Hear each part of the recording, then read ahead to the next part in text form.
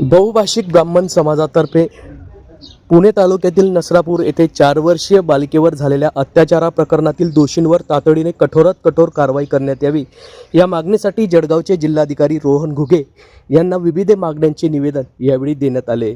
जिल्हाधिकारी कार्यालयासमोर यावेळी बहुभाषिक ब्राह्मण समाजातर्फे आंदोलन करण्यात आले असून मुख्यमंत्री देवेंद्र फडणवीस यांनी या प्रकरण तात्काळ लक्ष घालून हा खटला चालवावा, तसेच तातडीने निकाल लागेपर्यंत कोर्ट चालू ठेवून ही केस निकाली काढावी अशी मागणी यावेळी बहुभाषिक ब्राह्मण समाजातर्फे करण्यात आली आहे। आज जळगाव शहरातील जिल्हाधिकारी कार्यालय परिसरात बहुभाषिक ब्राह्मण समाजातर्फे हे तीव्र आंदोलन करण्यात आले।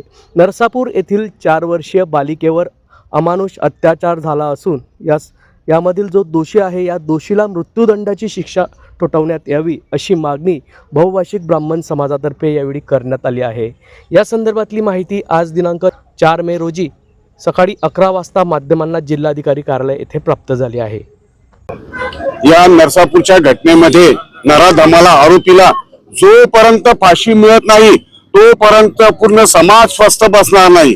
त्याच्यामुळे आपल्या या राज्यामध्ये शांतता सुव्यवस्था प्रस्थापित होण्यासाठी मुख्यमंत्री साहेबांनी ती दक्ष भूमिका घेत आहे।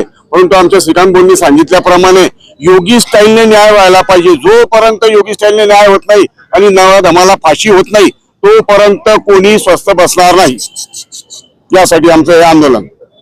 दुःखद घटना बघतोय आज, ही जी दुःखद घटना झालेली आहे, हा जो नराधम आहे याच्यावर आधी सुद्धा आरोप आहे आणि त्याच्या भावाच्या मुलीवर सुद्धा अत्याचार केलेला आहे, 61 वर्षांच्या बाईवर सुद्धा अत्याचार केला आहे, तरी याला जामीन कसा मिळतो?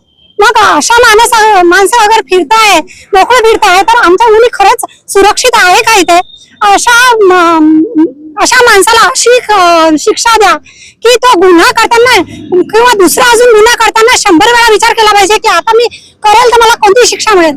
त्याला भर चौकात ठेसलं पाहिजे। अजून सगळ्यात आमच्याकडून हीच विनंती आहे।